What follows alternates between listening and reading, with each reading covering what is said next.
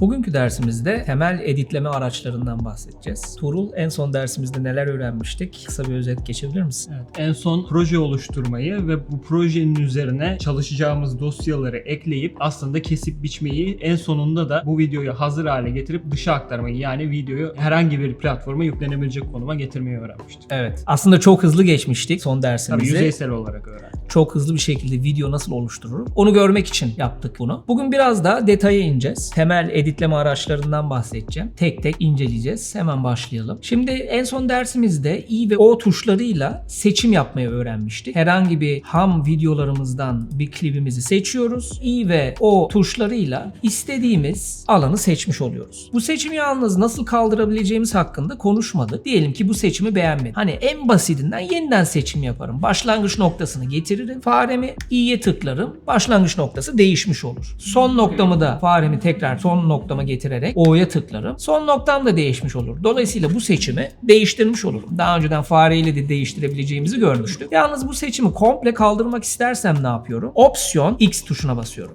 Opsiyon X ile seçimler kaldırılabiliyor. Peki hazır seçimlerden bahsetmişken ben projeme başlamadan önce bütün kullanmak istediğim alanları seçmek istediğimi varsayalım. Yani bir ön organizasyon yapmak istiyorum. Bunu en iyi şekilde nasıl yapabilirim? Normalinde iş sürecimizde aslında standart olan işleyiş budur. Öncelikle organizasyon yapılır. Bunun için Final Cut Pro X'in özel bir görüntüleme şekli var. Bu pencereler kısmına geldiğimiz zaman Window, Workspaces, burada 3 tane farklı alanın olduğunu görüyoruz. Default, Organize, Color and Effects. Biz Organize'ı seçelim. Bunun için bir kısa yol var. Ctrl, Shift 1 ile de gelebiliyoruz buraya. Bir tıklayalım, ne olacak? Timeline'ımız kayboldu. Alanı sadece Browser ve ekran ve Inspector'dan oluşturuyor. Şimdi burada artık kliplerimizi tek tek görüyoruz. Her bir klibimiz içerisini tarayabiliriz. Ve istediğimiz yerleri yine I ve O ile seçip bunları artık favorize edebiliriz. Nasıl favorize edeceğiz? F'ye tıklayarak. F'ye tıkladığımızda ilgili seçtiğimiz alanda yeşil bir şerit beliriyor. Örneğin her bir klibimizi taradığımızı varsayalım. İşte in ve out'la belirliyoruz noktalarımızı. Bir sonraki klibe geçiyorum yine aynı şekilde. Bunu birkaç defa yapayım.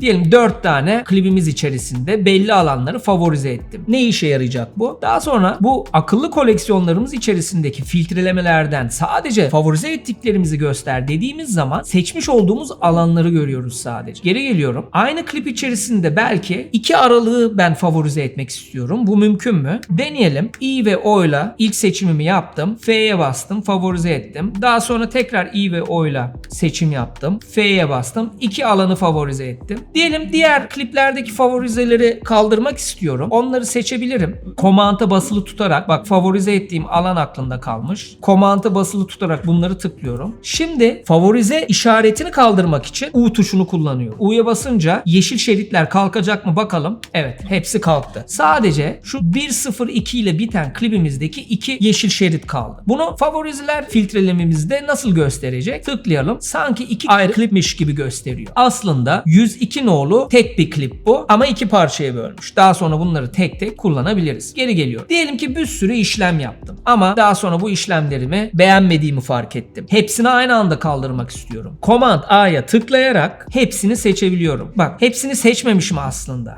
Seçimlerimi seçmişim. Seçimlerimi kaldırmak istiyorum. Opsiyon X'e basıyorum. Şimdi Command A'ya tekrar basıyorum. Şimdi hepsini seçtim. Hepsini seçtiğim için seçimim içerisinde alan o yeşil alanları kaldırmak istiyorum. U'ya tıklıyorum ve şu en son seçtiğim favorize yerlerde kalkmış oluyor. Yani Tuğrul, ilk yapacağımız iş tek tek tüm kliplerimizi tarayıp sevdiğimiz alanları tespit edip onları favorize etmektir. Tekrar standart çalışma alanımıza geri dönelim. Nereye gidiyoruz? Windows, Workspaces, Default. Eski görüntümüze geri döndük. Şimdi tekrar ben liste moduna geçiyorum. Benim en sevdiğim görüntüleme şekli bu. Şimdi biraz daha timeline'dan bahsedeyim. Timeline'da şu seçim aracımız var. Playhead dediğimiz. Buna playhead deniliyor. Bu playhead'i tutup herhangi bir yere sürükleyebiliyorum. Playhead'in bulunduğu kareyi görüntüleme alanımızda görebiliyoruz. Playhead'i örneğin tam 3. saniyeye getirdim. Projemizde 3. saniyede yer alan karemizi görebiliyoruz. Playhead'i sadece fareyle değil, aynı zamanda ok tuşlarıyla da oynatabiliyorum. Sağ sol yapalım bakalım. Bir defa sağa tıkladığım zaman birer kare ileriye gidiyor. Hatırlarsan biz projemizi oluşturduğumuzda saniyede 25 karelik bir proje oluşturmuştuk. Evet. Dolayısıyla 1 saniyenin geçmesi için 25 tane karenin geçmesi gerekiyor. Sıfırdan başlıyor.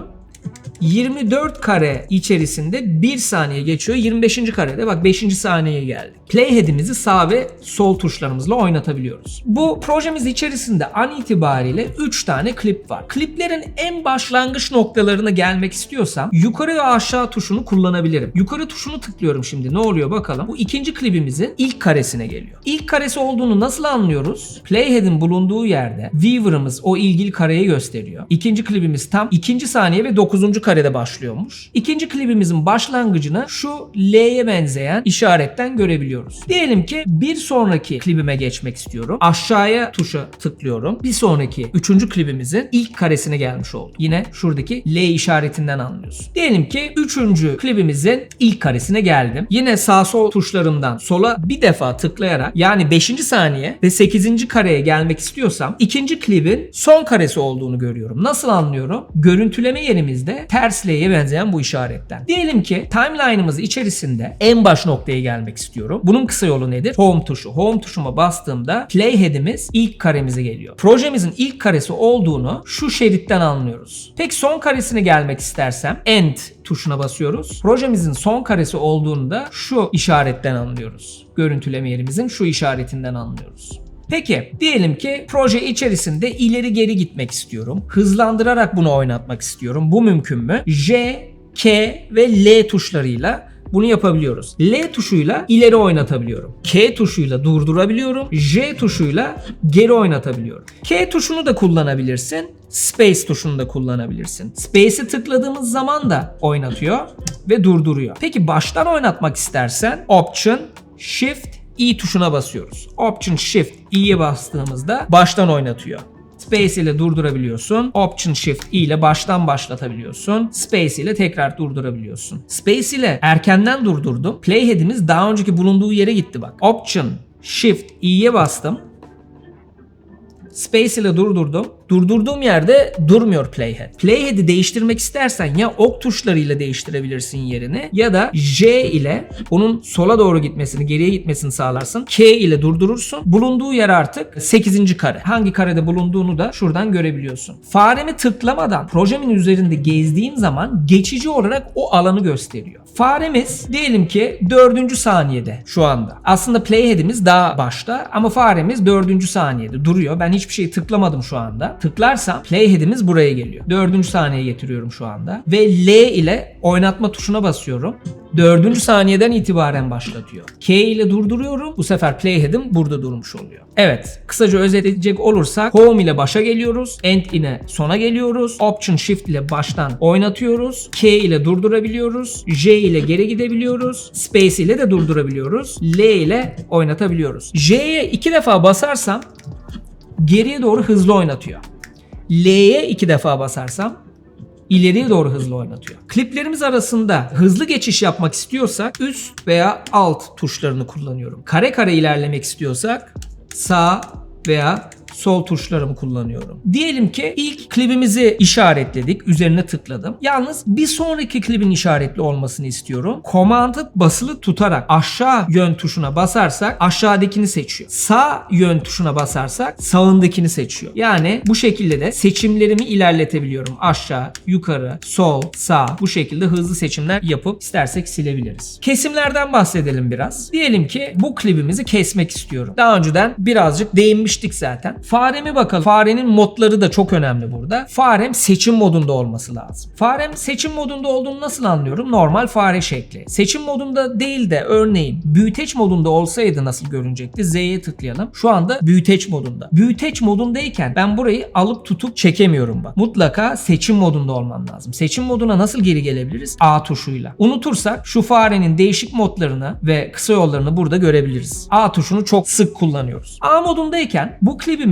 son noktasına gelirsem, ilk klibimin son noktasına faremin değiştiğini göreceğiz. Şu anda basılı tutarsam fareyi ve sağ sol yaparsam burada bir ripple editleme deniliyor buna. Bir kesim yaptığımı görüyorum. Önceki videomu kısaltıyorum. Zaten projemin de toplam süresi kısalmış oluyor gördüğün gibi. Tekrar geri geleyim.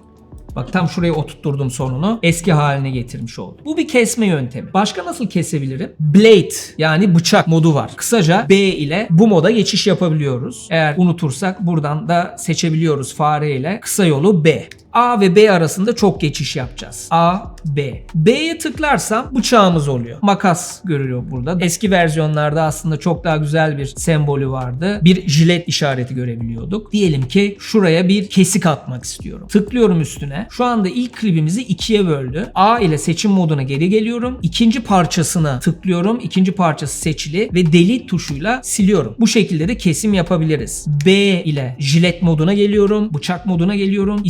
Kesmek istediğim alanları kesiyorum. Kesim alanlarım bunlar. Bölmelerimi seçip komanda basılı tutarak iki alanı da seçebilirim aynı anda ve delete'e tıklayarak iki bölümü aynı anda kaldırmış olurum. Bıçak modundan sonra bir de tıraşlama moduna geçelim. Trim, T kısa yolu. Kolay kalır aklımızda. T'ye geldiğimiz zaman neler yapabiliyoruz? Öncelikle birinci klibimizin üstüne gelelim ve farenin şekli değişti. Görüyorsundur. Şimdi basılı tutup sağa sola gittiğim zaman bak ne oluyor? Hatta aşağıdaki eklemiş olduğumuz müzik klibi de oynuyor. Bunu diyelim ki şöyle sağa çektim. Bu ne anlama geliyor? Başlangıç ve sonuç noktasını klip içerisinde kaydırmış oluyoruz. Bu klibimiz önceden tam şu müziğin başladığı yerde başlıyordu. Müziğimiz tam bu kareye bağlı ve bu kare bizim başlangıç karemizdi. Ama videonun üzerine gelerek, ilk klibin üzerine gelerek trim tool'uyla sağ sol yaptığım için bunun toplam süresini değiştirmeden başlangıç ve sonuç noktasını değiştiriyor. Yani baştan yapmış olduğumuz seçimimizi değiştirmiş oluyor. Biraz daha öne doğru gitmiş oluyorum. Bu klibin önünden başlatıyorum. Müziğimiz de kayıyor bu şekilde. Peki biraz daha öne kayalım bakalım ne olacak. Müziğimiz şimdi ikinci klibimize gitti. Bırakırsam ve tekrar sağ sol yaparsam müziğim oynamıyor artık. Çünkü artık bu ilk klibime bağlı değil müziğim. İkinci klibime bağlı. Müziğimi geri getirmek istiyorum. T'ye tıklıyorum. İkinci klibimde de aynı şeyi yapabiliyorum. Müzik oynamıyor çünkü zaten müzik buraya bağlı değil. Başlangıç noktasını değiştiriyorum dedik ve son noktasını. Şu ekrana bakalım şimdi ben bunu yaparken. Sağ sol yaparken ilk karemi sol tarafta görüyorum. Son karemi de sağ tarafta görüyorum. Peki T ile şu ara yere gelirsek, iki klibin arasına gelirsek ne olur? Sembolümüz yine değişti. Projemizin toplam süresini değiştirmeden iki klip arasındaki geçiş yerini değiştiriyoruz. Bu ne anlama geliyor? İlk klibimizin bitiş noktasını sola alıyor. İkinci klibimizin başlangıç noktasını da sola alıyor. Yani ikinci klibimizi uzatmış oluyoruz. Birinci klibimizi kısaltmış oluruz. Yani iki klip arasındaki geçiş noktasını değiştiriyoruz. Burada da yapabiliriz aynısını. Yani tam bir kesim noktasını seçip onun yerini toplam projemizin süresini değiştirmeden değiştirebiliyoruz bu şekilde. Farklı bir şey daha göstermek istiyorum. Trim modundayız. Yani tıraşlama modundayız. Tıraşlama modundayken opsiyon tuşumuzu basılı tutarsak ve yine faremizle sağa sola gidersek şu anda şu klibin projemizin süresi değişmeden iki tarafın kesim noktalarını değişerek sağa sola kaydırabildiğimizi görüyoruz. Bunların isimlerinden bahsedelim. Şimdi A ile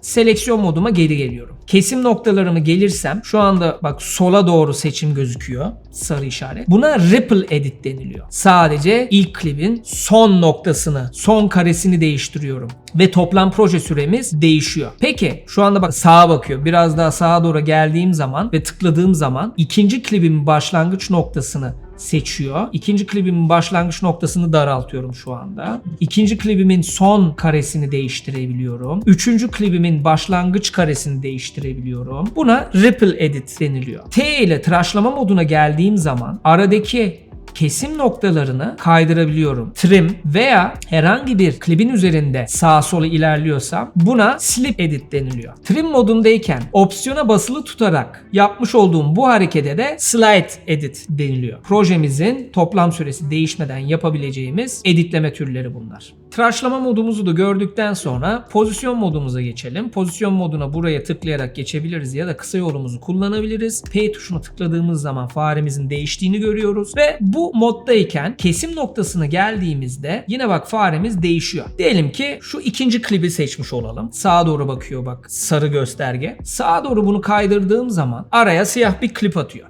İkinci klibimizi kısaltmış oluyoruz. Projemizin toplam süresi değişmemiş oluyor.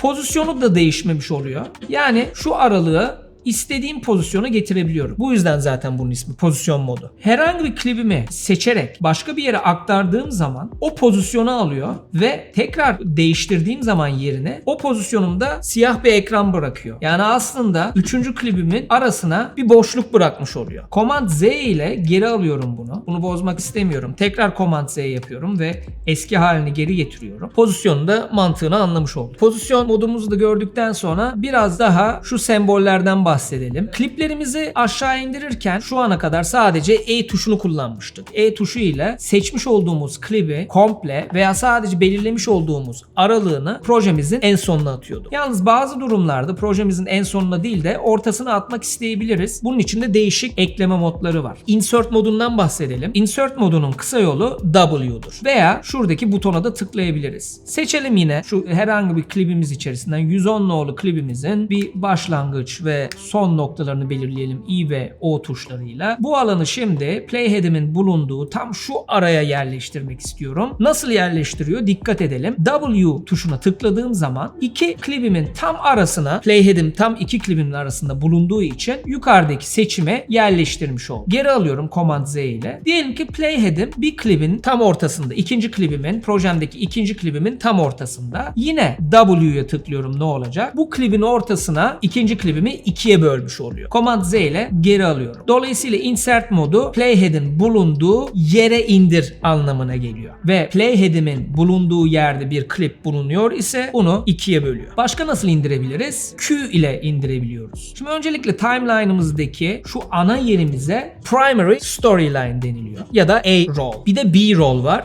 Seçimimizi primary storyline'ın herhangi bir yerine bağlayabiliyoruz. Bunu Q tuşuyla yapabiliyoruz. Q'ya bastığım zaman faremin bulunduğu yer, geçici playhead orada bulunuyor. O storyline'ımın üstüne seçimimi indirdi. Bunu izleyelim. Daha önceden de bahsetmiştik. Yukarıya çıktıkça yukarıdaki klipler alttaki kliplerin üzerinde görünür. Bunu nerede kullanıyoruz? Diyelim ki bir röportaj yapıyorsun. Röportaj yaptığın kişi bir konu hakkında konuşuyor ve o konuyla ilgili elinde görüntüler var diyelim. Bir futbolcu atmış olduğu muhteşem golden bahsediyor röportajında örneğin ve o golün görüntüleri var sende. O görüntüleri tam konuşma esnasında bahsedilirken primary storyline'ın üzerine ekleyebilirsin ve röportajını yaptığın futbolcu golünden bahsederken o görüntüler ekrana gelir ama futbolcunun sesini duymaya devam edersin. Q ile ana storyline'ımıza eklemeler yapabiliyoruz. Bunu seçiyorum, siliyorum tekrar. Bir de üzerine yaz modumuz var. Yine bir klip seçelim. Klibimiz içerisinden bir alan belirleyelim. Çok kısa bir alan belirleyelim. Bu alanı şu klibimin üzerine yazmak istiyorum diyelim. Playhead'i getiriyorum bir yere. D tuşuna basıyorum bu sefer ve şu küçük alanı direkt şu ikinci klibimin üzerine yerleştirmiş oldum. Yine ikiye böldü ama toplam süresini değiştirmedi projem. Geri alıyorum. Yani indirme metotlarını da hepsini görmüş olduk. En fazla kullanacağımız E, projenin sonuna getir. Arasına getirmek istiyorsak W, üzerine kesmek istiyorsak D, ana storyline'ımıza bağlı bir B-roll oluşturmak istiyor isek ise Q'yu kullanıyoruz. Bugünkü dersimiz bu kadar. Bir sonraki derste görüşmek üzere.